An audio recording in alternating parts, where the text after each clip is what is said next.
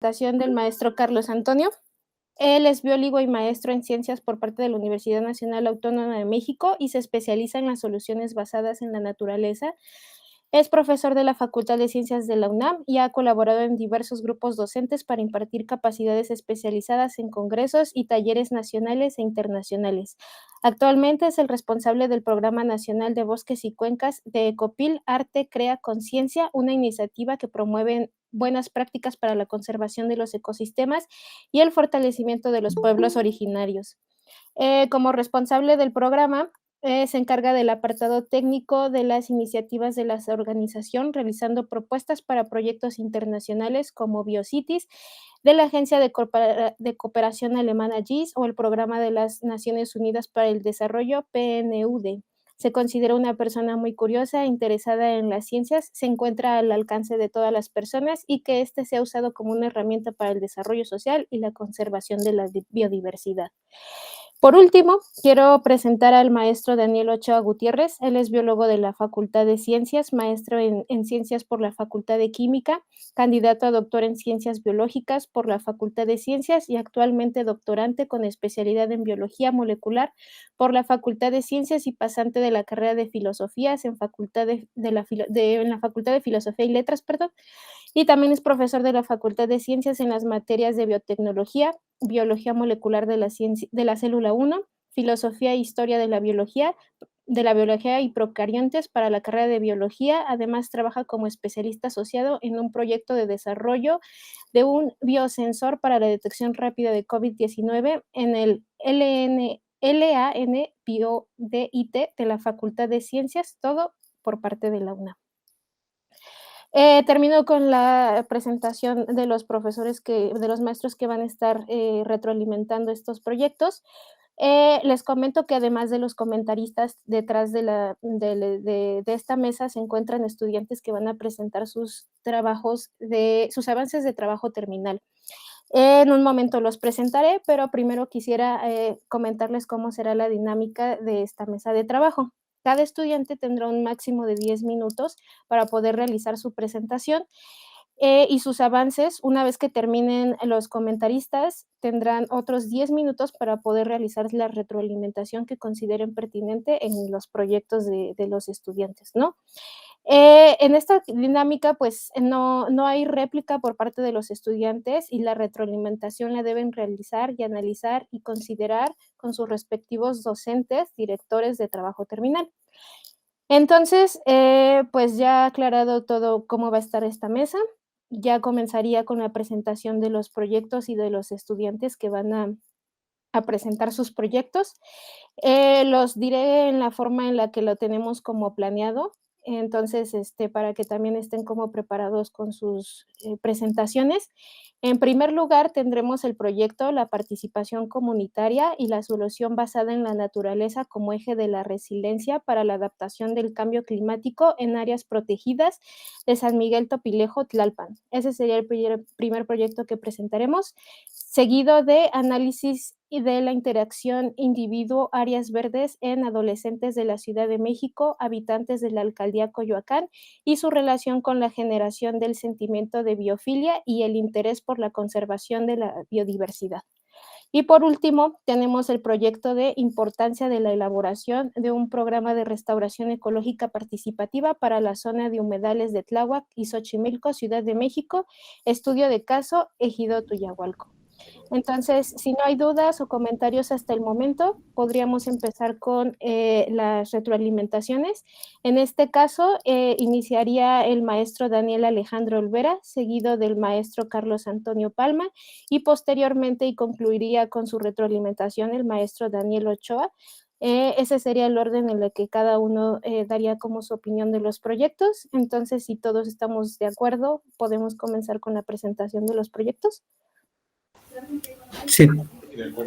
Ok, entonces hago la presentación del primer proyecto, que es por parte de Anastasio Agustín Casimiro. Él es estudiante del segundo semestre con el trabajo de implementación, la participación comunitaria y solución basada en la naturaleza como eje de resiliencia para la adaptación del cambio climático en áreas protegidas de San Miguel Topilejo, Tlalpan. Adelante, Anastasio, si necesitas ayuda con tu presentación o algo, me podrías informar. Listo. Muy bien, muchas gracias. Voy a presentar. Un segundo, por favor.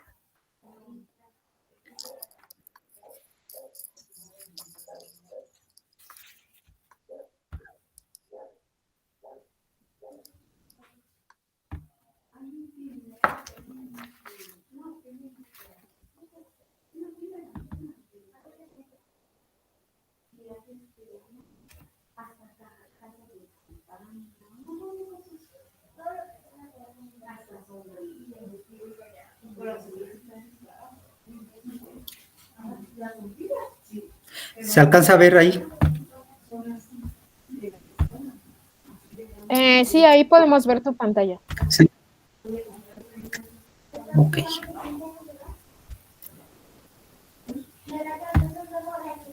Voy a ampliarle la pantalla.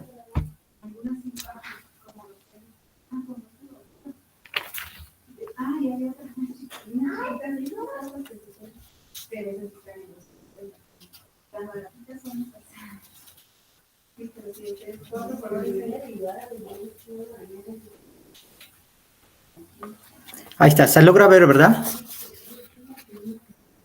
Sí, ya la estamos viendo. Perfecto, perfecto. Bien, el título de la tesis es la participación comunitaria y solución basada en la naturaleza como eje de la resiliencia socioecológica para la adaptación al cambio climático en áreas naturales protegidas de San Miguel Topilejo, Tlalpan.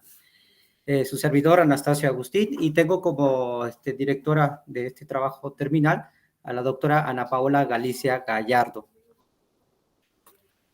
Dos elementos importantes que no se toman en cuenta al momento de realizar programas y proyectos de adaptación al cambio climático son la baja participación comunitaria y el bajo uso de las soluciones basadas en la naturaleza, ¿verdad? Que es lo que el problema fundamental que presento. Que sin estos elementos, los procesos de transformación socioambiental son más lentos y en algunos casos sin éxito en la sustentabilidad. Existen experiencias que se limitan a realizar acciones puntuales o proyectos de corta duración que tienen excelentes intenciones que son legítimas y profundas, pero que no logran el impacto y la viabilidad que requiere una apuesta por asegurar mejores condiciones de vida para las personas y para el ecosistema. También veo una creciente demanda de vivienda, la redensificación de asentamientos humanos y el constante crecimiento en el número de asentamientos irregulares. Este es como el problema. Por este motivo, mi trabajo de investigación tiene como pregunta central la participación comunitaria y solución basada en naturaleza son consideradas como eje de la resiliencia socioecológica en el proceso de conservación de las áreas naturales. Además de esta pregunta central, me surgen algunas otras preguntas particulares, ¿verdad? Preguntas específicas, tales como cómo se concibe la relación entre el ser humano colectivo y la naturaleza en San Miguel Topilejo, de qué forma la participación comunitaria favorece a la resiliencia socioecológica en áreas naturales protegidas de San Miguel Topilejo. La participación comunitaria ayuda a reducir esta crisis socioambiental en que vivimos. ¿Qué actores intervienen para fomentar la participación comunitaria en San Miguel Topilejo? ¿Qué papel juega el actor? Llámese instituciones gubernamentales, organización de sociedad civil, colectivo, organizaciones no gubernamentales, etcétera, que desean implementar los programas o proyectos de adaptación al cambio climático. ¿Qué estrategias se utilizan para la participación comunitaria? ¿Qué fase o nivel se encuentra la comunidad de San Miguel Topilejo en la participación comunitaria? ¿Cuáles son sus formas de solidaridad? ¿Cuáles son sus tipos de organización comunitaria? ¿De qué forma la solución basada en naturaleza favorecen a la resiliencia socioecológica en estas áreas? ¿Qué impacto tienen en los proyectos socioambientales que se realizan? cómo se utilizan las soluciones basadas en la naturaleza para la sostenibilidad socioecológica, qué actividades realizan también para utilizar las soluciones basadas en la naturaleza.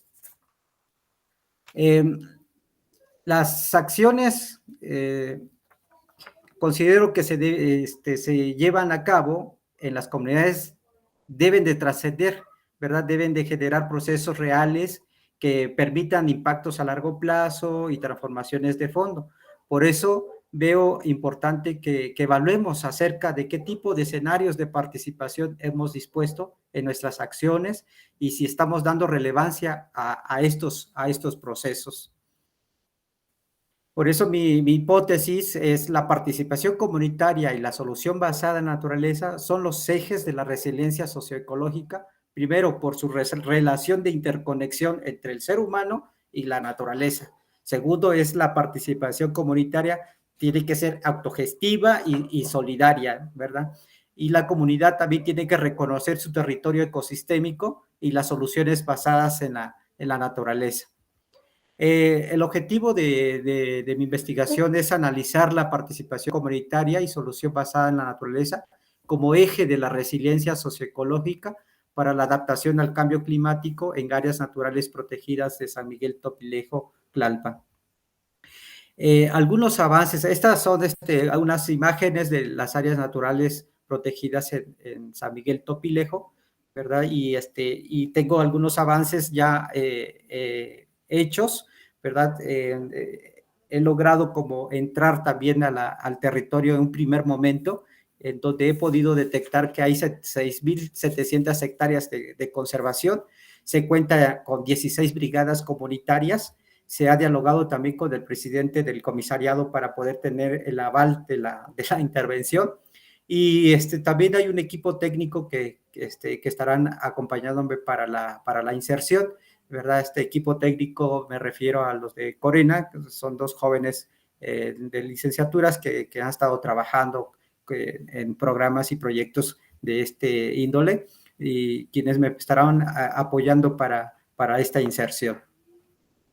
La metodología que voy a utilizar es meramente cualitativa, específicamente la etnográfica, utilizando sus 4 fases principales, como es el periodo previo al trabajo en campo, el acceso al escenario, el trabajo de campo y el análisis de la información. Siguiendo este proceso, primeramente realizaré una investigación documental, ¿verdad? En donde revisaré los medios que han sido registrados en un momento histórico o algunos estudios realizados con anterioridad, en donde extraeré lo esencial para mi trabajo de investigación. Enseguida realizaré visitas de campo para conocer el espacio, el territorio del área natural protegida, así como el conocimiento de la población. Conformaré este equipo que les había comentado, este equipo que me apoye para el conocimiento del lugar y el proceso de investigación. Realizaré encuestas, ¿verdad? Y también trataré de encontrar un grupo focal, ¿verdad? Para la realización de obtención de información. Yo lo tengo pensado que pueden ser estos 16 brigadistas que se encuentran trabajando en esta comunidad.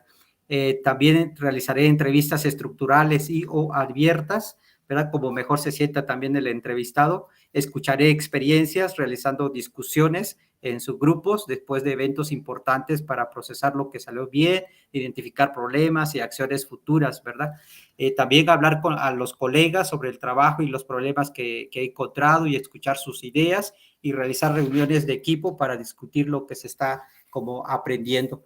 Tendré en mis manos un diario de campo, al igual lo utilizaré como bitácora, ¿verdad? Una grabadora de voz, ya que considero que las voces de las personas están cargadas de un significado especial. Será necesario también realizar un ejercicio de revisión de la información obtenida, ¿verdad? Seguido de un análisis también de la realidad en que nos encontraremos, ¿no? Bien, si bien estas son las fases de la etnografía que estaré utilizando, Bien, ¿para qué servirán los resultados obtenidos? Se realizarán recomendaciones, estoy pensando hacer esto, ¿verdad? A instituciones, a organizaciones, fundaciones y empresas con responsabilidad social, para que vean cuáles son las ventajas cuando utilizamos cuando hacemos uso de las soluciones basadas en la naturaleza y también integramos la participación comunitaria, ¿verdad? Vamos a encontrar impactos a largo plazo, relaciones de sinergia, cumplimiento de la misión institucional, desarrollo de procesos de acompañamiento, planes desde las necesidades de las localidades. Y por otra parte, a las comunidades, ¿verdad? Pueden tomar conciencia de la fortaleza comunitaria, ¿verdad? En su integración, en su organización, en su solidaridad, en la autogestión que se genera también y, por supuesto, la pertenencia al territorio ecosistémicos. Este es el cronograma que estoy presentando. Tiene visualizado 4 metas. Primero, identificar una lista de documentos y autores que tratan el tema, obtener información básica de campo para su análisis, se va a sistematizar la información obtenida y finalmente la entrega de tesis. El cronograma lo tengo contemplado durante 12 meses, un año, ¿verdad? Con sus respectivas actividades. Las actividades principales de campo serán durante 6 meses y posteriormente hacer toda esta labor de análisis de información y de sistematización. Entonces, este es el cronograma que tengo, ¿verdad? Para mi investigación. Muchas gracias. Muchísimas gracias, Anastasio, por tu presentación. Entonces empezaríamos con la ronda de retroalimentaciones. Les comento que empezaríamos con el doctor Daniel, seguido del maestro Daniel, seguido del maestro Carlos y por último el maestro Daniel Ochoa. Maestro Daniel Alejandro, si quiere comenzar con su opinión. Muchísimas gracias. ¿Qué tal? ¿Qué tal, Anastasio? ¿Qué tal, Daniel? Mucho gusto. Gusto también. De estas ventajas que tienen las conexiones virtuales, ¿no? Pero siempre sería mejor volver a vernos de frente en algún momento. No es que nos conozcamos, pero lo digo para todos los que estén, todas las que estén aquí presentes. Pero con respecto a tu trabajo, ¿no? Entiendo que apenas lo estás empezando, ¿no? Yo pensé que iba a haber ya un momento más de resultados, ¿no? Veo que vas a tener tanto entrevistas como cosas estructuradas, ¿no? Y ya tienes ubicado, yo entiendo, a los actores principales.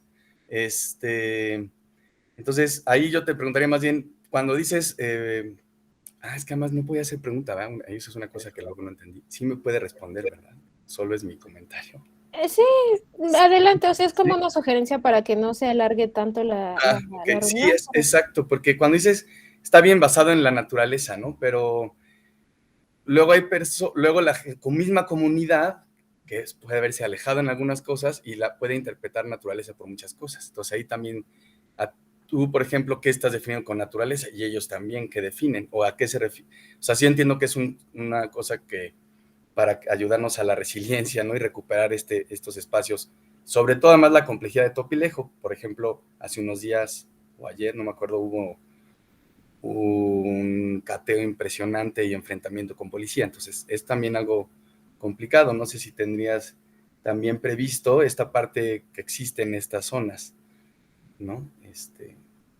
No sé si pudieras ahorita responder esa parte. Sí, rapidísimo, creo que sí, sí, de hecho, ya me han puesto también en contexto de la situación que se enfrentan en la zona, porque sí hay talamontes, ¿verdad? Y también, pues, ahí ha habido ya algunos enfrentamientos al respecto. Bueno, de hecho, al platicar un poquito con el equipo digamos, de trabajo y también con el presidente del comisariado de la comunidad, hemos llegado de mi intervención va a ser totalmente como observador, ¿verdad? Y búsqueda de información para escribir. Hasta ahí llegaría mi trabajo. Y con respecto al tema de la pregunta, ¿qué entendemos por naturaleza? Creo que eso es un tema que tendría como ir definiendo también dentro de mi trabajo para poder explicar, ¿verdad? El uso de las soluciones de la basadas en la naturaleza, ¿no? Entonces, sí tendría como que utilizar la definición adecuada para eso. Gracias.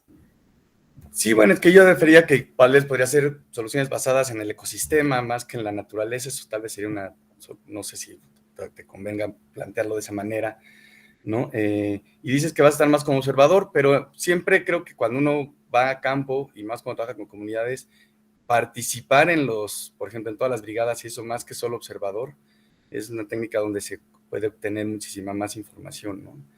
Entonces creo que también es algo que podrías estar aplicando, ¿no? Y dices de áreas naturales protegidas y planteas una allí en Topelejo, pero esa pertenece en realidad al corredor Chichinautzin, o es una ejidal, es un área protegida voluntaria, o esa es de Ciudad de México, no sé, ¿quién está ahí en ese sentido? Me parece que es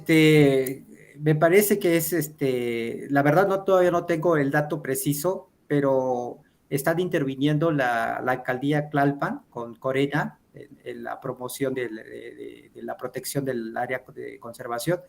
Sin embargo, sí hay una participación comunitaria, o sea, está la comunidad participando. Entonces tendría que hacer esta investigación precisa para ver si es ejidal o cuál es la participación de los actores también. Porque mucho depende del tipo de la categoría que tenga, lo que se permita y pueda hacer dentro de un área natural protegida, ¿no? Por eso también es importante saber en qué condiciones está, ¿no? O sea, qué categoría tiene. Y entender esto por eso decía lo de pasar en el ecosistema, porque muchas veces Corena y eso lo que hacen es como monocultivos de pino, por ejemplo, ¿no? Entonces ahí esta onda de basada en la naturaleza. Luego la norma, por ejemplo, que te dice la ley forestal, te pide ciertas cosas y luego no está viendo la diversidad. Entonces ahí es donde sí es importante que la comunidad reconozca el ecosistema en el que está, ¿no? Y que sepa que no es un monocultivo, ¿no? O sea, que hay que recrear incluso toda la estructura, ¿no? De vegetación, no solo árboles, pues, ¿no? O sea, sino también arbustos, herbáceas, ¿no? Y todo, bueno, y suelo, ni se diga, ¿no? Entonces hay encontrar técnicas que realmente involucren toda esta parte. Y obviamente se tiene que hacer con participación, ¿no? Actualmente sabemos que la conservación se hace con participación, ¿no?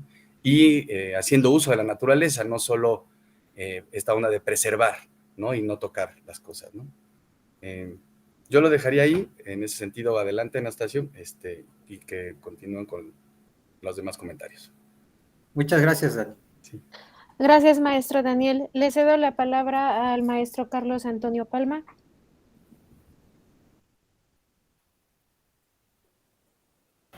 ¿Me escuchan? Sí, gracias. Bueno, yo tengo varias dudas, ¿no? Creo que, como comentaba Daniel, todavía está un poquito amplio el planteamiento del proyecto.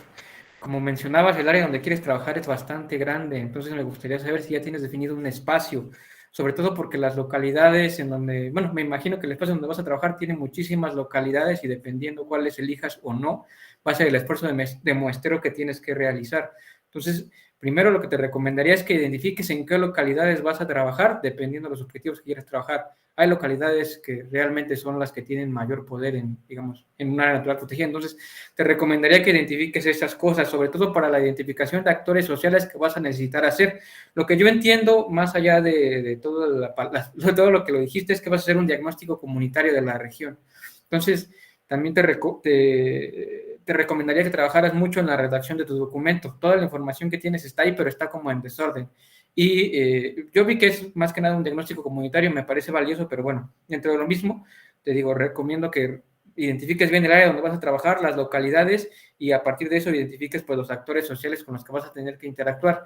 Me mencionabas que ya habías hablado con el comisariado ejidal, eso es importante, ¿no? El comisariado ejidal a veces hasta te pueden mandar a matar, ¿no? Siendo sincero. Entonces, es recomendable que tengas una buena relación con él. También te recomendaría que te acerques a las escuelas, no sé a cargo de quién esté la localidad en donde vas a trabajar, pero el secretario, bueno, el director o el jefe de ecología del municipio donde vas a trabajar, también es importante que sepa que vas a estar ahí, además de sus agentes municipales, ¿no? Que también son importantes. Entonces, eso como parte de tu identificación de actores sociales, porque todo eso pues va a requerir o va a influir en tu tamaño de muestra, ¿no? Hablas de encuestas, hablas de que vas a hacer mesas de trabajo, entonces también es importante que nos digas cuántas, porque tú dices, los voy a hacer, pero es importante, ¿no? Para pues para asegurar que toda esa información que se hace es significativa. O sea, de qué tamaño es mi muestra, con quién voy a hablar y en dónde voy a estar trabajando, ¿no? Son cosas importantes que tienes que tener ya definidas. Además de eso, hablas por ejemplo, de tus mesas de trabajo y tus encuestas, no sé si ya las tengas hechas. También es importante que las tengas hechas desde antes, porque te va a facilitar muchísimo el manejo de información, ¿no? Muchas veces el error clásico que se tiene, bueno, un error que he visto que se tiene en este tipo de diagnósticos es que todo lo hacen con base en preguntas abiertas y luego el manejo de la información de eso es bastante pesado, ¿no? Entonces, se puede hacer, pero es recomendable que también que ya tengas identificadas las metodologías con las que vas a trabajar. Yo por ahí te recomiendo el Manual de Gobernanza Metropolitana de GIZ, es muy bueno. Tiene ahí también unas metodologías para mesa de trabajo y para diagnóstico participativo que yo creo que te pueden funcionar, pero hay muchísimos manuales, ¿no? Por ahí de SEDATU, de PNUD, échale una leída y incorpóralos ya en tu documento. Es importante, ¿no? Porque tú tienes no sé, en tu cronograma tienes 12 meses y en tus 12 meses nunca incorporaste como una etapa de planeación, solamente dijiste, voy a empezar ese día, pero nunca incorporaste como una etapa a todo lo que ya tengo que hacer, ¿no? Entonces, sería adecuado que ya lo tuvieras identificado en tu documento. De igual forma, tengo dudas, ¿no? Con el concepto de soluciones basadas en la naturaleza. ¿Qué es lo que tú entiendes por soluciones basadas en la naturaleza? Es importante, porque como concepto ya está definido y de hecho hay un estándar internacional con 8 postulados que tienes que cumplir para que sea una solución basada en la naturaleza. Entonces, es probable que la gente te vaya a mencionar cosas como no, pues yo en mi casa reciclo las cáscaras, ¿no? O ese tipo de cosas que hacen en las comunidades, ¿no? Pero las soluciones basadas en la naturaleza ya tienen como cositas que tienes que cumplir en un checklist para que se considere una bien.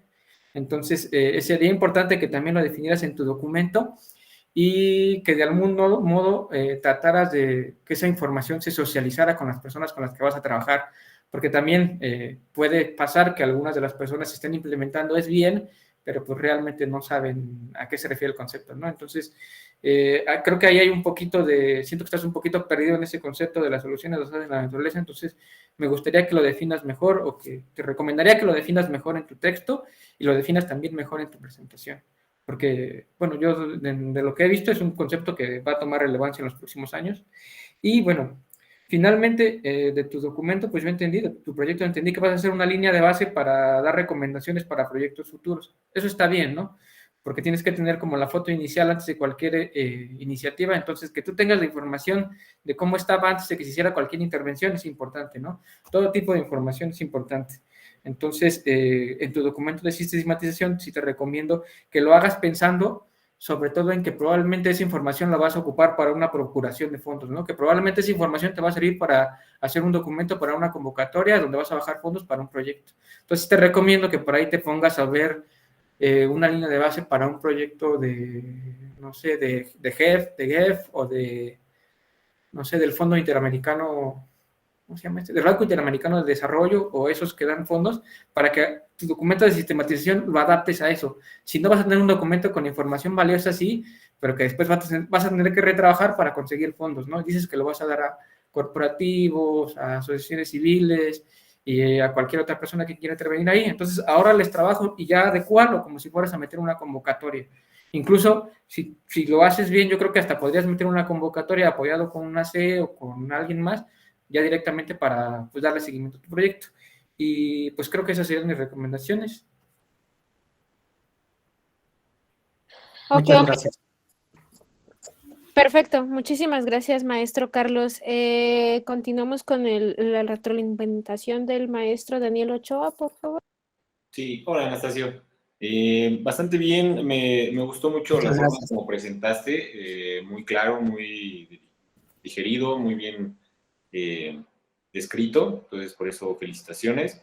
También en tu documento, pues a mí me parece que está bastante bien, coincido con mi compañero Carlos de que hace falta algunas cuestiones ahí de redacción. Recomiendo que a lo mejor le des a leer a alguien, bueno, yo lo que hago es darle a leer mi documento a alguien en voz alta y de esa manera me doy cuenta dónde están los errores de redacción o que hay algún dedazo o cosas así, ¿no? Y uno a veces está como ya sumergido en el mismo proyecto y ya no ve los propios errores. Me gusta mucho tu justificación, creo que es muy valioso todo el proyecto que estás planteando, pero también coincido en las cuestiones metodológicas que pueden llevar a problemas, ¿no? Ya a la hora de que te enfrentes, a veces uno se imagina que va a ser una cosa y ya que llega al experimento, ya que llega a la cuestión de demostración de las cosas, ya no se encuentra con algo tan real, ¿no? Más bien se encuentra con la realidad, no es algo con lo que se imaginó. Entonces sí te recomiendo que tengas bien clara tu metodología, cómo vas a llevar las cosas, incluso con horarios, con los temas de los días, ¿no? Hay veces que uno piensa que puede ir el viernes y el viernes no trabaja tal persona, entonces vas a dar la vuelta a lo menso, ¿no? En cuanto a tu hipótesis, la verdad es que siento que a la hipótesis le falta un poquito de estructura, tener un poquito más de una idea de qué es lo que estás esperando encontrar y cómo esperas resolverlo.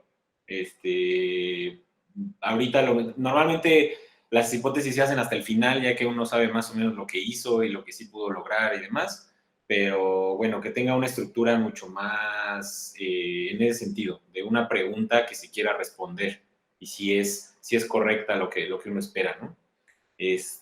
Para que no parezca nada más información ahí tirada. Ahora, a mí lo que más me concierne en lo que estás tratando de plantear es también la cuestión de las encuestas y de esta relación que vas a tener con las personas a las que vas a entrevistar o con las que vas a compartir. No tanto, como decía el profesor Carlos, en una cuestión sistemática de cómo sistematizar tus datos, etcétera, sino más bien en la conceptualización. Muchas veces cuando uno va a hacer encuestas a una persona que no es sabida del tema y que no la tiene tan empapada como uno la tiene, pues se puede transformar la información y uno piensa que le está explicando algo que ellos están entendiendo de la misma manera que uno, ¿no? Entonces, tener bien claros los conceptos, las preguntas, que tengas bien claro hasta dónde pueden llegar esas preguntas, ¿sí? O sea, no decir nada más cosas tan ambiguas, sino definir a lo mejor previamente en la pregunta a qué te vas a referir y de esa manera ya tener la capacidad de interactuar con el entrevistado o con la gente de la comunidad que con la que vas a platicar, ¿no? De igual forma, creo que hay que tener también mucho cuidado en la interpretación de los datos, que a lo mejor uno puede, al momento de hacer una encuesta, que es uno de los grandes problemas que hay con las encuestas, es que uno lleva a la persona hacia donde quiere escuchar. Entonces uno ya tiene su hipótesis, ya tiene lo que está esperando resolver, lo que está esperando encontrar, y entonces dirige las preguntas hacia el entrevistador para recibir la información que uno quiere, ¿no? Entonces yo creo que tienes que tener mucho cuidado, tratar de ser lo más objetivo que se puede, que es prácticamente imposible hacer algo muy objetivo cuando algo es tan cualitativo o cuando es interpretativo con una comunidad, pero que sí pienses en esa situación y que puedas tú mismo juzgar tus propias preguntas y decir, ok, ¿qué tanto pueden alcanzar? Y no está mal no llegar tan lejos, eso es algo que yo te recomiendo, no es tan malo llegar tan lejos, sino más bien poder delimitar bien tu proyecto hasta dónde puede alcanzar y qué puedes conseguir con eso, ¿no? Porque al final tú estás tratando de hacer algo que tiene un carácter de impacto en las comunidades, que es lo que al final buscamos, que estas cosas se lleven ya a encontrarse con la realidad. Pero entonces por eso mismo tienes una gran responsabilidad al momento de hacer tus preguntas y de la información que puedas obtener de ellas, que no tengan una interpretación propia de lo que uno quiere obtener, ¿no? Entonces yo nada más esa sería la gran recomendación que te hago para diseñar tus preguntas, tus encuestas y la interpretación de tus datos. Excelente, Daniel, muchas gracias. Sí.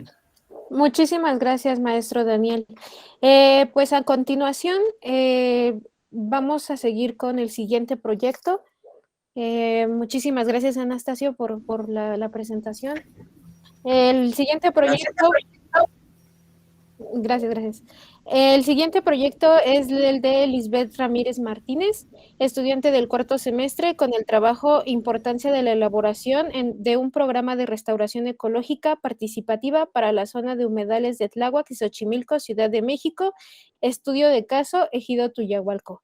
Entonces, adelante, Lisbeth, cuando quieras empezar tu presentación. Sí, permíteme.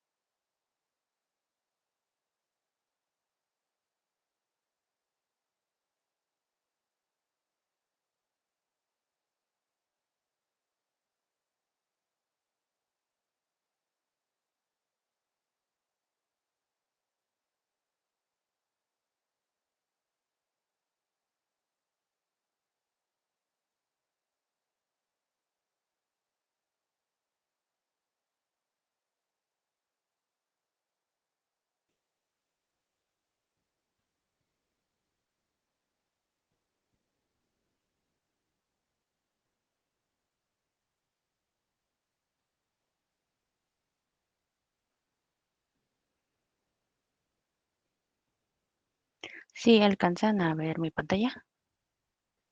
Así es, ya la estamos viendo. Ok, perdón, muchas gracias. Pues buenas tardes a todos.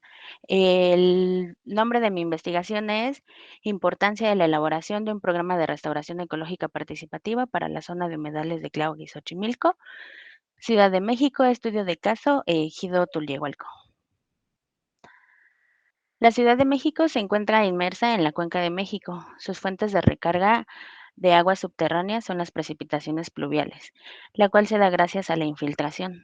Los bosques y los humedales están estrechamente vinculados con la dinámica del agua.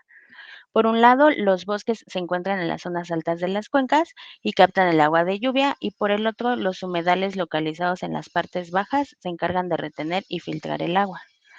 Estos ecosistemas se encuentran principalmente al sur de la Ciudad de México, en el denominado suelo de conservación. Sin embargo, en las últimas décadas, la zona chinampera y lacustre de Xochimilco y Tláhuac ha enfrentado un estado de deterioro agudizado, esto por la gran presión de la mancha urbana. El mapa que les muestro es una delimitación del área de estudio. De color amarillo se encuentra la alcaldía Xochimilco y de color rojo la alcaldía Tláhuac. Estas son sumamente importantes porque en ellas se alberga la zona lacustre de la ciudad. El polígono color azul es la zona de estudio, la cual pertenece a la Declaratoria de Zona Patrimonio Mundial Natural y Cultural de la Humanidad en Xochimilco, Tláhuac y Milpa Alta. Este mapa muestra el polígono del ejido Tulyehualco, el cual tiene 405.3 hectáreas. Es un núcleo agrario certificado por el Registro Agrario Nacional y está integrado por parcelas de 5,000 metros cuadrados, las cuales tienen 10 metros de ancho por 500 metros de largo. Al conjunto de estas se les denomina tablas y van numeradas, tabla 1, tabla 2 y así sucesivamente. Tienen al sur y al norte un canal que las delimita. Como se observa en el mapa, hay una gran presión de la mancha urbana sobre estos ecosistemas. En la parte pegada a Tulyehualco vemos los asentamientos humanos irregulares que ya ocupan parte de las parcelas ejidales. Y aparte también aquí viene toda la presión que viene de la alcaldía Tláhuac. Y de la parte de Chalco, del lado sur de los poblados, bueno, más bien acá de este lado es la parte de Chalco y aquí abajo está el pueblo de San Juan Ixtayopan. Entonces este ecosistema se encuentra precisamente en el centro, provocando la constante degradación del ecosistema, lo que representa un riesgo latente para su subsistencia. Muchas de estas parcelas se encuentran inactivas. En las activas se siembra maíz criollo o amaranto. Como observamos en la fotografía superior, las parcelas cercanas a la laguna en época de lluvia se inundan. La imagen inferior izquierda es de una parcela donde la fertilidad del suelo se ha perdido y solamente el amaranto crece en los extremos de las parcelas. En el centro no se desarrolla el cultivo. Del lado inferior derecho está la imagen de una parcela con maíz donde la planta crece de manera desigual, a pesar pues de que lo sembraron en la misma fecha. Y en la imagen del centro se observa que no hay una gran densidad de árboles nativos, ahuejotes. En la imagen superior derecha, los productores siguen teniendo prácticas que compactan el suelo, como es el uso del tractor. Por tal motivo es urgente la necesidad de contar con planes o programas para la restauración ecológica de la zona, y la preservación de estos paisajes lacustres, promoviendo e incluyendo la participación de la población que habita estos lugares. Para el marco teórico son fundamentales tres conceptos. El primero de ellos es las políticas públicas y legislación ambiental en la Ciudad de México, todas aquellas que sean para proteger, conservar y restaurar ecosistemas. Se rescatará la información que conteste las preguntas cómo, cuándo, dónde, por qué, con qué y para qué, ya que son las que regulan las actividades que se pueden o no realizar en estos sitios, como es el caso del Programa General de Ordenamiento Ecológico del Distrito Federal 2000-2003, el cual tiene más de 20 años sin actualizarse. Incluso también hay varios estudios que ponen en entredicho la eficacia de los instrumentos de la política de conservación, puesto que la superficie de bosques, selvas, humedales y diferentes ecosistemas sigue disminuyéndose de manera continua. Otro concepto importante es la restauración ecológica, el cual es el proceso de ayudar al restablecimiento de un ecosistema que se ha degradado o destruido a consecuencia de actividades humanas o por causas naturales. Hay también estudios que nos indican los principios para realizar una restauración ecológica e incluso hay guías internacionales sobre cómo realizar la restauración. El último concepto es la participación de la comunidad, ya que al haber un intercambio entre factores ecológicos y sociales, es de vital importancia que esta relación sea exitosa, ya que para un programa de restauración hay varios compromisos, principalmente con la gente que habita o que son dueños de las parcelas, el tiempo que le deben de dedicar y el capital. Se necesita un fuerte trabajo de vinculación y gestión con el objetivo de que los pobladores locales se adueñen del proyecto, además de incluir los conocimientos tradicionales como base de la investigación, de modo que se conjunte con los conocimientos científicos para la conservación de este sistema megadiverso y multicultural. En mis objetivos está el objetivo general, que es exponer la importancia de la elaboración de un programa de restauración ecológica participativa para la zona de humedales de Tláhuac y Xochimilco, Ciudad de México, estudio de caso Ejido Tulyehualco. Mis objetivos particulares son identificar la importancia de la elaboración de un programa de restauración ecológica participativa en la zona de humedales de Tláhuac y Xochimilco, conocer las políticas públicas tendientes a la restauración ecológica de diferentes niveles y países para contrastarlas con las locales, consultar cuáles son las estrategias para controlar los procesos de degradación en la zona de humedales y su relación con la recuperación ecológica, y describir la situación actual ecológica en la que se encuentra el ejido Tulyehualco. Para mi metodología, la cual se divide en 3 fases: trabajo de gabinete, trabajo de campo y síntesis de la información. En el trabajo de gabinete se realizarán 2 matrices, una de las políticas públicas con las respuestas a las preguntas cómo, cuándo, dónde, por qué, con qué y para qué, y otra de los programas de restauración ecológica. De ello se va a rescatar la información con la técnica de lectura de búsqueda de datos, el nombre del programa, las características de la zona, los objetivos, la metodología, el tiempo, los costos, los instrumentos de recolección de información, el monitoreo, evaluación y los resultados que lleguen a tener. En el trabajo de campo se realizarán talleres con actores directos e indirectos que nos indiquen la situación ecológica pasada, actual y futura que a ellos les gustaría ver. Para la sistematización de la información, se realizará una matriz de doble entrada. Para la información primaria, en el eje horizontal van a ir los participantes que vayan a nuestros talleres y en el eje vertical las descripciones del ejido que indicaron los actores. Actualmente se continúa el trabajo de gabinete y los primeros acercamientos con las autoridades del ejido. Se pretende recabar el mayor número de información que permita la explicación de la importancia de restaurar esta zona, la cual ha estado deteriorándose poco a poco y pues se puede notar con el abandono de las parcelas. Además también de que la restauración ecológica es una disciplina emergente. En algunos estados del país se tienen evidencias de haberse realizado esfuerzos de restauración. Sin embargo, muchos de los resultados no están en la red o son de difícil acceso. Otra deficiencia notoria es la ausencia de estudios que cuantifiquen los costos de la restauración, ya que muchas veces se quieren ver resultados rápidos y no costosos. Todas estas deficiencias que he encontrado en el trabajo de gabinete, me gustaría tomar en cuenta para mostrar la importancia que tiene realizar un programa de restauración ecológica participativa en esta zona y pues tratar de recuperarla. Y eso sería por el momento todo. Muchas gracias. Muchísimas gracias, Lisbeth. Pues entonces comencemos con la ronda de retroalimentaciones. Maestro Daniel, si quiere empezar usted, por favor. Sí, ¿qué tal, Lisbeth? Bien, me gusta mucho tu trabajo.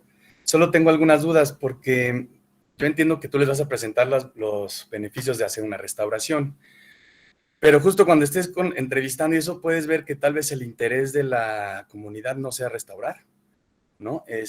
Porque restaurar, ¿qué sería?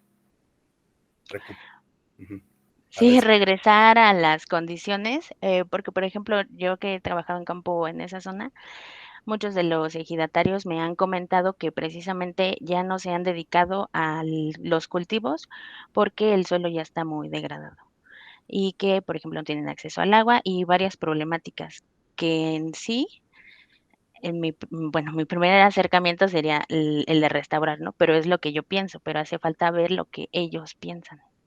sí, justamente porque la restauración implica, en su último grado, ¿no? Recuperar los ciclos bioquímicos del espacio, que en ese caso sería recuperar los 5 lagos, ¿no? Lo cual ahorita prácticamente es imposible, ¿no? Con el tamaño de ciudad además. Entonces, yo te recomendaría en el mapa que tienes, que sí más bien, bueno, ya tienes la parte del sur que ya se está invadiendo, por así decirlo, que se me hace muy raro que si ya el ejido está bien delimitado, permitan que realmente exista este tipo de invasión.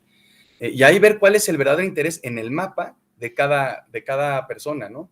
O sea, si realmente ellos van a seguir cultivando, ¿no? O si realmente quieren recuperar lago, pero puede ser que la razón por la recuperar lago sea no por un interés ecológico, sino porque ya no pueden sembrar. También hay que distinguir esa parte, ¿no? Entonces ahí, más que una restauración, yo creo que estaría haciendo un ordenamiento, ¿no? De realmente qué estás haciendo ahí, ¿no? Más que restaurar. Lo digo porque pareciera que tú ya de entrada, y no es crítica ni nada, sino tú de entrada ya estás dando como si la restauración fuera. Que a mí me encantaría, por ejemplo, en el proyecto que hicieron de Texcoco, en la nueva área de protección de recursos naturales, Lago de Texcoco, pues obviamente si hiciéramos un proyecto de restauración sería volver a poner un lago, ¿no? No como estas medidas para las tolvaneras, que sí funcionan, pero eso entonces es una reclamación. Entonces ahí también te recomiendo que sí ves tu definición. No es lo mismo restaurar que reclamar. Reclamar tiene una función más social, es decir, sí recuperas un espacio natural, pero no tiene por qué ser el mismo, sino que tenga un beneficio en este caso para la comunidad. ¿Sí me explico? No sé, justamente tal vez maíz ya no crezca, pero puede crecer, no sé, nopales, tunas, buscar otro tipo de alternativas, donde sigues manteniendo un espacio natural, pero ya con el interés que tiene la comunidad, ¿no?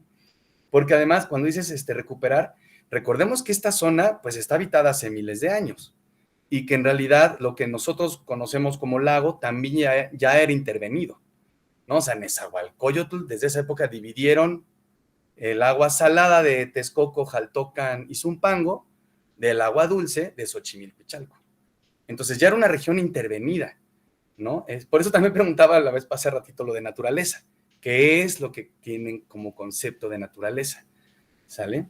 Entonces, creo que sí es importante esto, ¿no? Que definas esto de si es ordenamiento, si es restauración, y es muy fácil verlo en un mapa, ¿no? Tú estás haciendo ahorita ya como encuestas de qué, cómo, dónde, pero puedes en tu taller poner el mapa, que ellos identifiquen cuál es su terreno, y ahí tú poner qué es lo que intereses hay en el mapa, ¿no? Yo sí quiero seguir sembrando, yo ya no siembro porque no crece, entonces, ¿qué puedo hacer?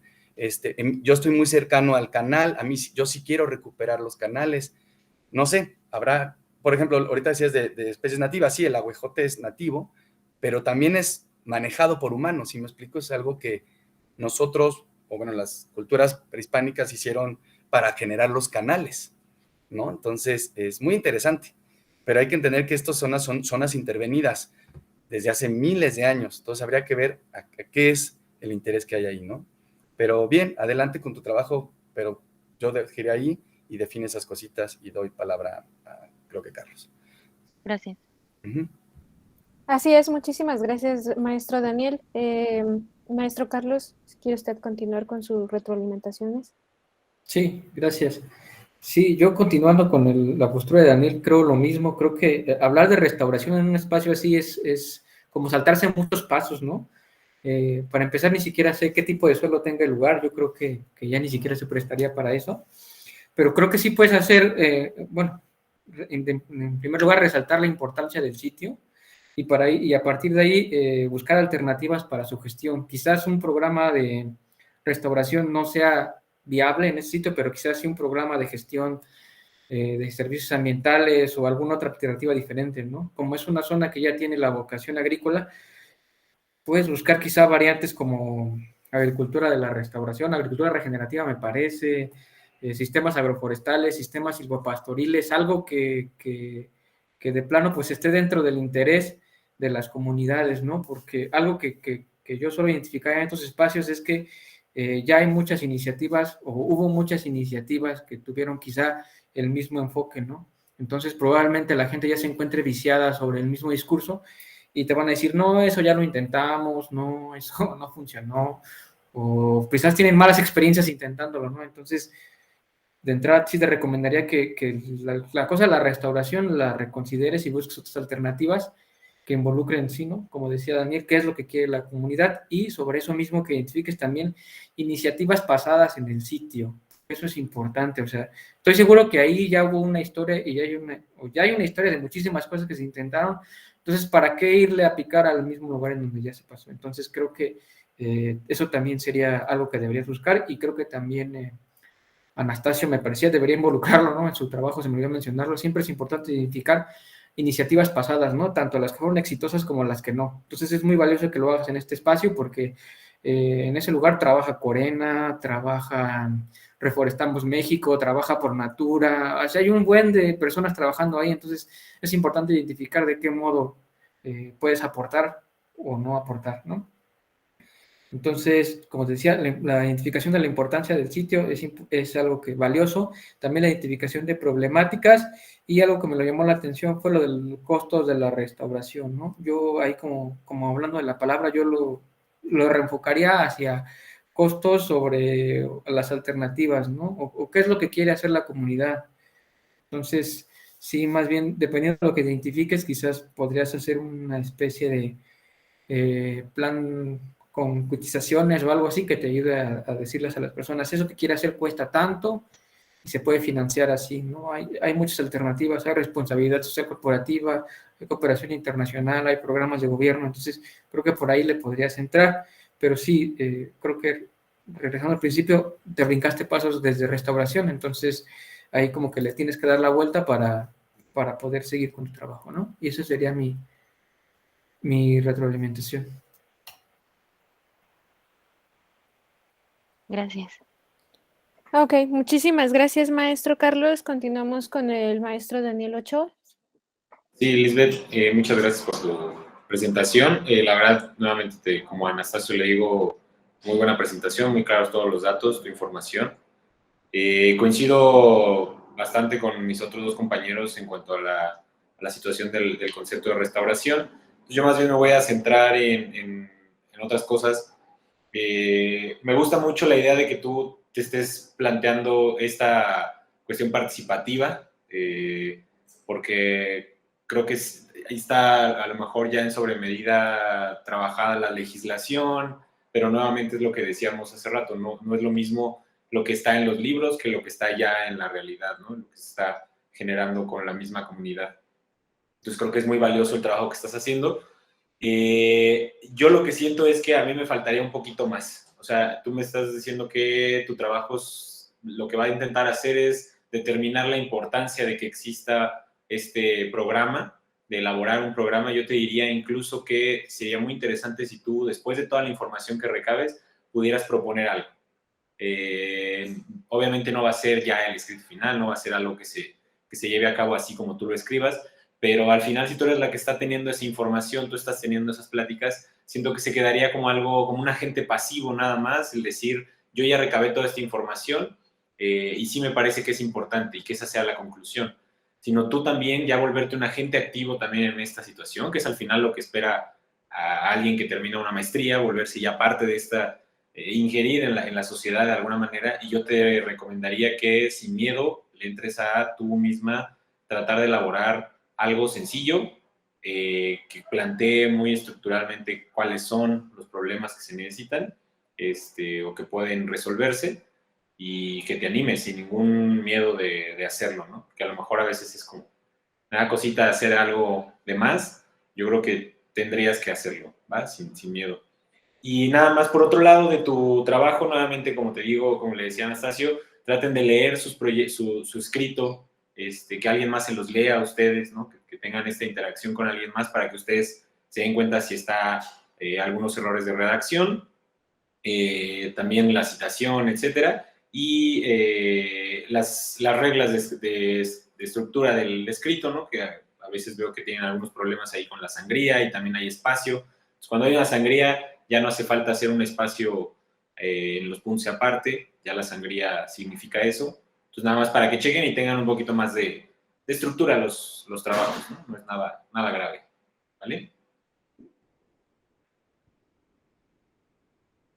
Vale, gracias. Muchísimas gracias, maestro Daniel Ochoa. Muchísimas gracias, Lisbeth, por tu presentación. Continuamos como último proyecto con Yani Azucena Olvera. Ella es estudiante de cuarto semestre con el trabajo Análisis de la interacción individuo, áreas verdes en adolescentes de la Ciudad de México, habitantes de la alcaldía Coyoacán y su relación con la generación de sentimiento de biofilia y el interés por la conservación de la biodiversidad. Entonces, Yani, si estás lista, podríamos Sí, empezar esta soy presentación. de segundo semestre. Discúlpame, aquí en el guión que me dieron pusieron cuarto semestre tu proyecto. Voy a compartir pantalla. ¿Sí se ve? Así es, ya lo estamos viendo. Bueno, buenas tardes. Mi proyecto es análisis de la interacción individuo-áreas verdes en adolescentes de la Ciudad de México, habitantes de la alcaldía Coyoacán, y su relación con la generación del sentimiento de biofilia y el interés por la conservación de la biodiversidad. Mi directora de tesis es la doctora Susana Pérez. Bueno, estamos viviendo actualmente a nivel global una superurbanización. Con ello estamos perdiendo suelos de conservación, áreas naturales y áreas rurales. Y bueno, en 1900 el 10% de la población mundial era una población urbana, actualmente más del 60% lo es. Y bueno, se pronostica que en las siguientes décadas las áreas urbanas van a absorber la mayoría de la población, esto de acuerdo a las Naciones Unidas. Y bueno, las afectaciones que esto va a brindar son cambios de uso de suelo, cambios en los ciclos biogeoquímicos, cambios climáticos y cambios en la biodiversidad, de acuerdo a un estudio de Grimm y colaboradores del 2008. Estos procesos de densificación urbana amenazan las áreas verdes urbanas y con esto pues también se ve amenazado el bienestar de la población. Y bueno, en México, en 1970, tuvimos un gran incremento de la población en núcleos urbanos, donde la población aumentó de 14.7 millones de habitantes a 40.9 millones de habitantes en zonas urbanas ya en 1980, y para el 2010 pues ya teníamos un incremento de 79 millones de habitantes en zonas urbanas, de acuerdo al estudio de Sobrino del 2012. Y bueno, también cabe mencionar que en 1950 el 43% de la población vivía en localidades urbanas. Sin embargo, en 1990 ya el 71% de la población nacional lo hacía, y para el 2020 el 79% de la población nacional ya lo hace, de acuerdo al INEGI. Y bueno, con esto tenemos que la mancha urbana de la Ciudad de México pues continúa en una expansión, y esto está generando gran presión por pérdida de superficie en zonas de agricultura de riego, de temporal, en áreas arbustivas, y se está propiciando constantemente una pérdida de servicios ecosistémicos. Y bueno, resulta que en la Ciudad de México tenemos la Ley de Protección Ambiental de Protección a la Tierra, nombrada originalmente en el Distrito Federal, y esta ley reconoce las estructuras ambientales que existen en la Ciudad de México, las diferentes instituciones y las diferentes instancias gubernamentales, y también esta ley pues va a definir qué concibe como zonas verdes. También en esta ley pues se formalizan las autoridades ambientales en la ciudad y las categorías que son objeto de cuidado por parte de la ley. También se recogen los mecanismos de la planeación del desarrollo sustentable, el ordenamiento ecológico del territorio de la Ciudad de México y las acciones que van a suponer un daño ambiental y los castigos de las mismas.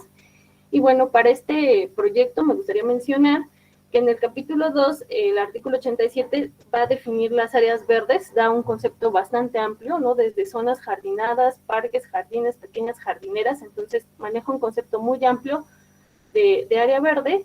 Y bueno, también quisiera mencionar que en la Ciudad de México existe una concentración de áreas verdes solo en ciertos territorios, por lo que la población de las diferentes alcaldías no cuenta con el mismo nivel de acceso y disfrute de espacios verdes, porque la distribución pues no es equitativa, ¿no? En toda la ciudad, de acuerdo al estudio de Maldonado y Bernabé y colaboradores del 2019.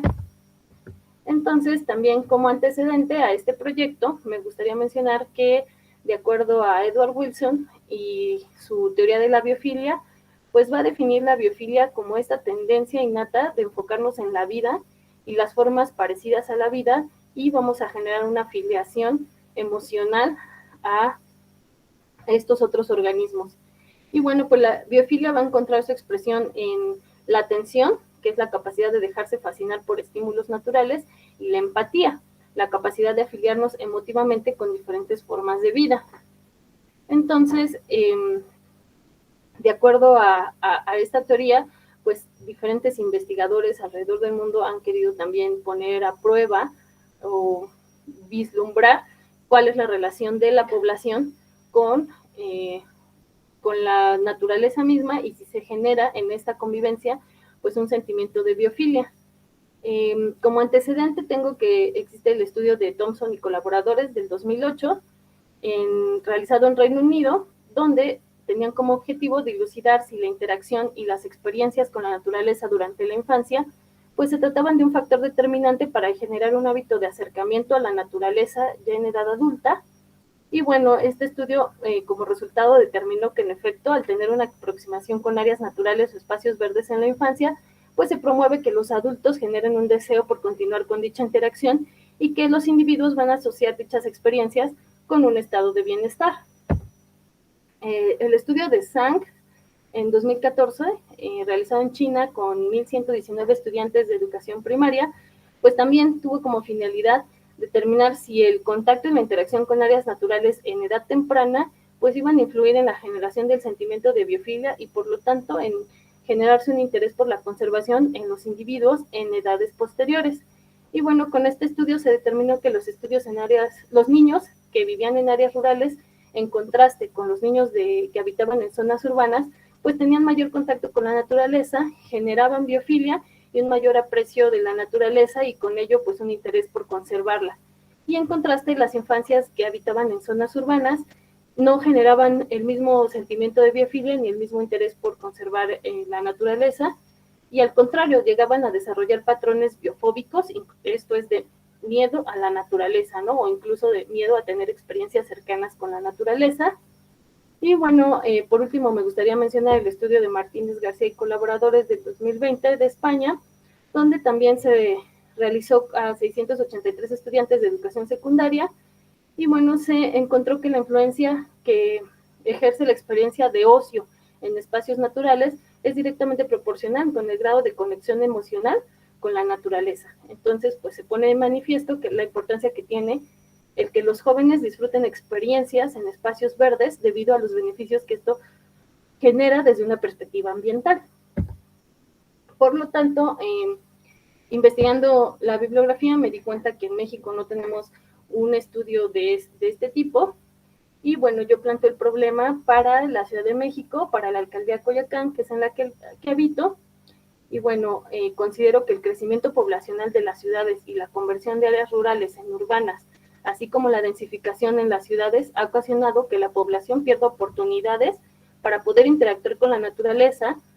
Por ende, al no existir una interacción individuo-naturaleza, este individuo no genera el sentimiento de biofilia, ni interés por la conservación de la biodiversidad, ni noción de los servicios ecosistémicos.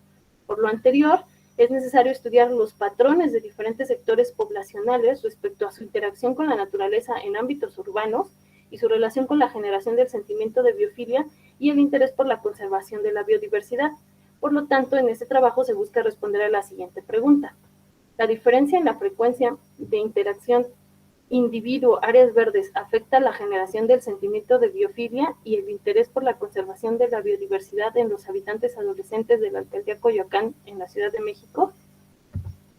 Y bueno, como objetivos tengo el objetivo general, que sería analizar cómo la frecuencia en la interacción individuo-áreas verdes afecta la generación del sentimiento de biofilia y el interés por la conservación de la biodiversidad en adolescentes que viven en la alcaldía Coyoacán en la Ciudad de México. Como objetivos particulares, analizar la frecuencia en la interacción con áreas verdes en adolescentes de la alcaldía Coyoacán, analizar el grado de biofilia en estos adolescentes que habitan en Coyoacán y finalmente analizar la relación entre la frecuencia de la interacción de los adolescentes con las áreas verdes y la generación del sentimiento de biofilia y de un interés por la conservación de la biodiversidad. Y como método, pues para este estudio planeo un diseño metodológico mixto con apoyo de diversas técnicas, tanto cualitativas como cuantitativas. Los participantes y el sitio de estudio, bueno, se realizará un cuestionario a adolescentes que habiten en la alcaldía Coyoacán, en la Ciudad de México. Con base en datos geográficos de la ciudad, se van a escoger colonias que contrasten por su relación de áreas verdes por hectárea. Se escogerá una con baja proporción de áreas verdes y una con alta proporción de áreas verdes. Se va a diseñar un cuestionario con diferentes escalas que permitan identificar la frecuencia con la que el adolescente interactúa con algún área verde, además de que permitan cuantificar la biofilia, además como el interés por la conservación de la biodiversidad. Y finalmente va a existir un análisis estadístico, se proyecta un muestreo de población para aplicar los cuestionarios que sea aleatorio por conglomerado estratificado, y bueno, para análisis de datos se realizará una ANOVA para determinar si existen diferencias estadísticamente significativas. Y bueno, pues hasta aquí sería mi presentación. Perfecto, muchísimas gracias, Janine.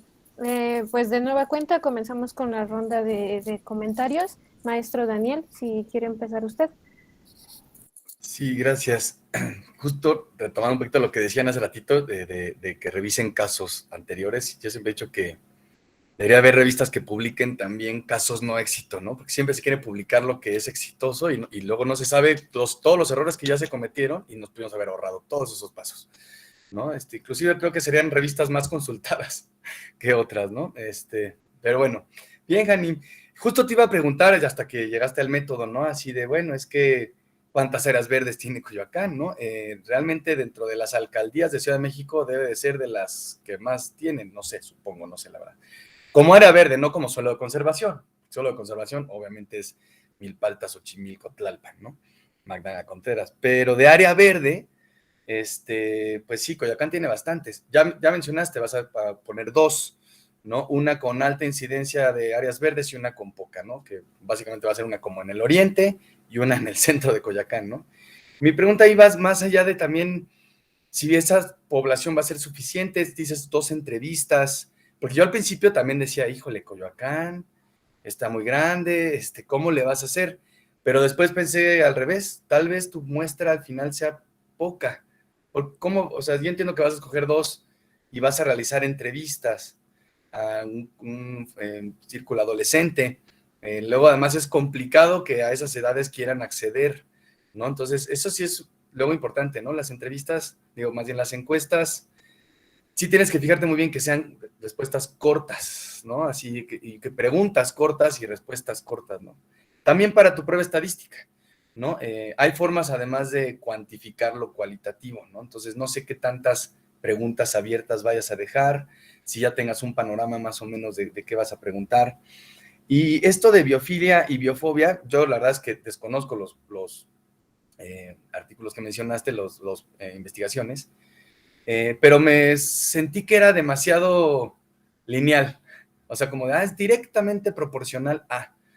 Y yo creo que eso es muy multifactorial, lo puedes ver en una familia que fue educada por la misma padre-madre, o bueno, como está estructurada la familia ahora, y los mismos hermanos, que tuvieron tal vez los mismos juegos, los mismos roles, pues uno no tiene ningún interés por la naturaleza. O sea, no genera biofilia, por así decirlo, pero tampoco biofobia. ¿Sí me explico? O sea, ahí es donde hay que...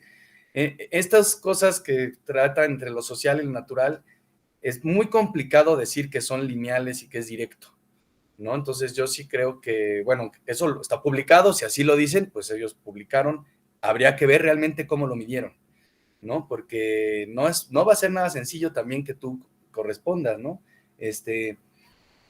Tal vez hasta es al revés, ¿no? Tal vez justo que como no tuviste el contacto con la naturaleza y ahora lo ves y te llama más la atención.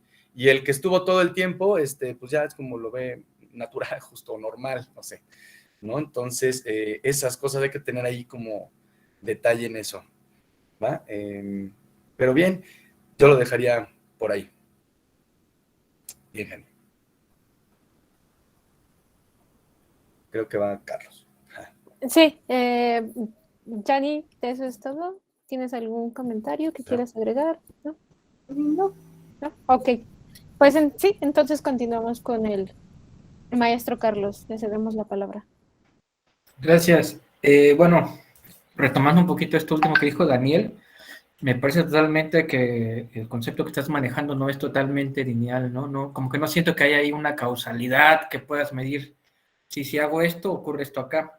Entonces eso es importante porque a la hora de, digamos, de evaluar toda la información, pues necesitas como indicadores más sólidos, ¿no? Un poco más numéricos. Algo que te puede funcionar quizás es, por ejemplo, hay un programa del Servicio Forestal de Estados Unidos que se llama iTree, en donde puedes hacer como el manejo y gestión de arbolado urbano para identificar como qué beneficios tiene estos para la comunidad, ¿no? Por ahí hay una herramienta que se llama iTree Canopy que probablemente te pueda funcionar y te da valoraciones de servicios ambientales, pero con números en dinero, ¿no? Quizás eso pueda darte una idea en principio. Ahí mismo también, por ejemplo, manejan un porcentaje de áreas verdes mínimo por área, digamos, por área urbana o por población. Entonces eso es importante porque es un indicador que probablemente también te sirva y es un indicador numérico. Entonces es lo que necesitas, yo creo que es lo que más necesitas para este tipo de estudios. Porque pues tienes que medir la interacción, ¿no? La interacción entre la comunidad y las áreas verdes, entonces no es tan lineal como dice Daniel. Creo que algo que te podría funcionar también ahí y que ya está hecho son los indicadores del ODS 11, el de ciudades sostenibles o algo así se llama, ¿no?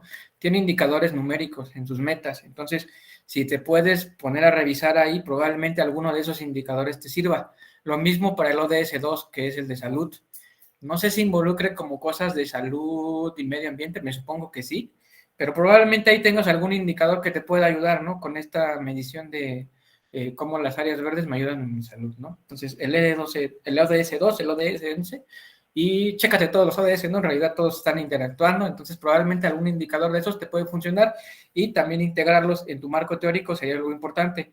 Un poco a los anteriores también revisando dentro de sus documentos como que no están tan presentes, ¿no? Los ODS en su marco teórico, entonces es importante hablar de ellos, de los ODS y probablemente también de las metas de Aichi.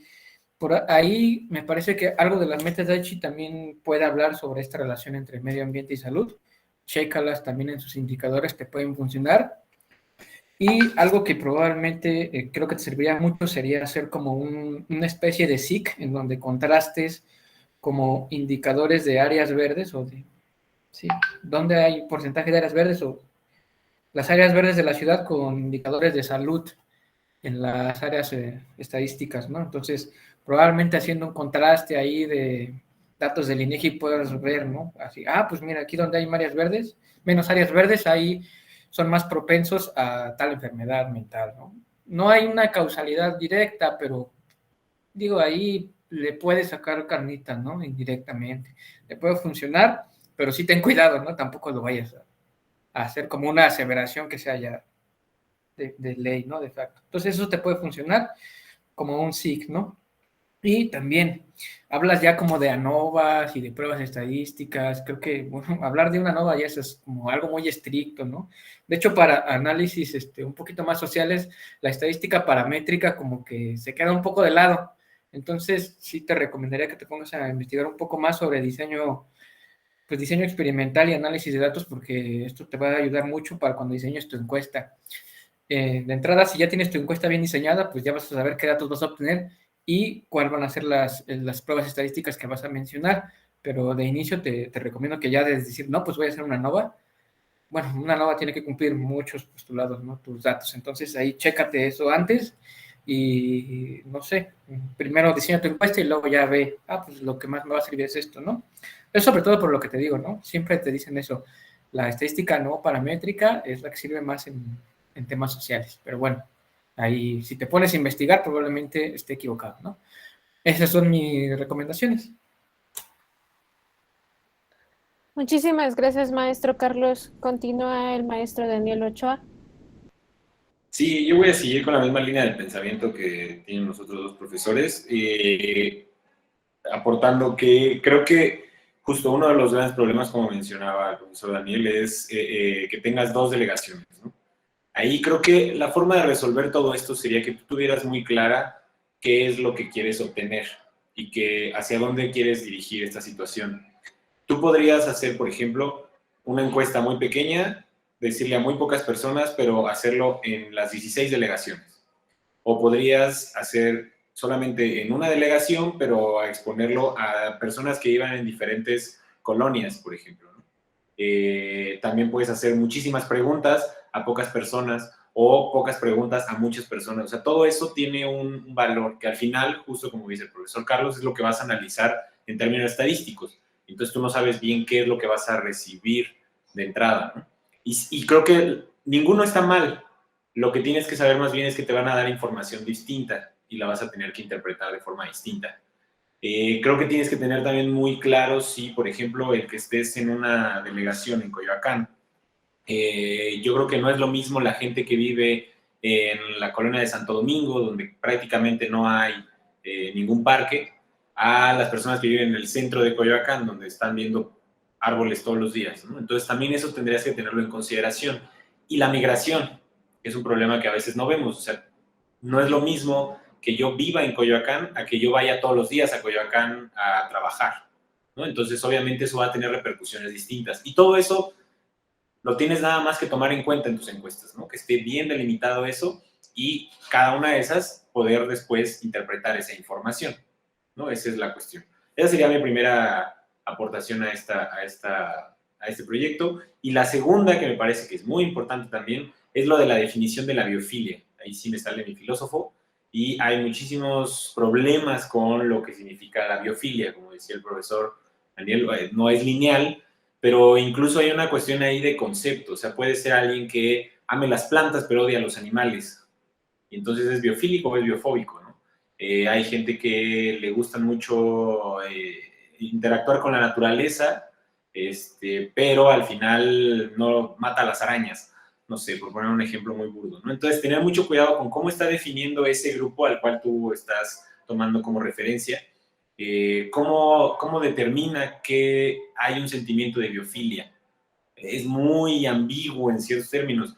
Si tú defines desde antes y dices, yo a lo que me voy a referir como sentimiento de biofilia es al gusto por las plantas y se me olvidan los animales, está bien, ¿sabes? Nada más tenerlo en cuenta para no decir nada más información que pueda ser después muy criticable. Vamos a hablar también, yo que a mí me gustan mucho los microorganismos y siempre es como los microorganismos, todo el mundo le tiene fobia a los microorganismos y entonces son biofóbicos, yo siempre les digo, pero podría ser alguien biofílico que odia las plantas y que le gusten los microorganismos, ¿no? Entonces nada más tener cuidado con eso para también tú generar tus preguntas correctas que te lleven al desarrollo de la información que tú necesitas, ¿no? Nada más sería esa cuestión. Te digo, y tú misma criticar ese grupo que está haciendo esas preguntas, las podrías tomar iguales o puedes tú misma diseñar unas que digas, estas no me gustaron porque creo que tienen estos problemas, incluso criticarlo dentro de tu mismo proyecto y sería muy valioso también, ¿no? Y ahí te puedes poner a discutir con un autor distinto directamente y marcar cuáles crees que son los problemas que tiene su mismo proyecto. Eso es lo más valioso que creo que puedes obtener de tu proyecto, pero muy bonito, la verdad, es una gran idea. Muchas gracias. Gracias, doctores. Muchísimas gracias, doctores, maestros, por sus comentarios. Bueno, pues con esto terminaríamos las presentaciones de los proyectos. No sé si alguien tiene algún otro comentario, algo más que aportar o agregar a esta mesa. ¿No? Ok. Yo les recomendaría nada más que tengan muy claro, ¿no? O sea, los tiempos, ¿no? Y que también, o sea, esto es de maestría, ¿no? No es algo que van a innovar en algo, o sea, bueno, tal vez sí, ¿no? Pero no van a salvar el mundo, pues, ¿no? Entonces, sean concretos, sean concretas, enfóquense bien, tengan sus objetivos muy, muy claros, ¿no? Y que sus métodos se correspondan a los objetivos y ya lo van a tener bastante bien, ¿sale? No se metan mucho en...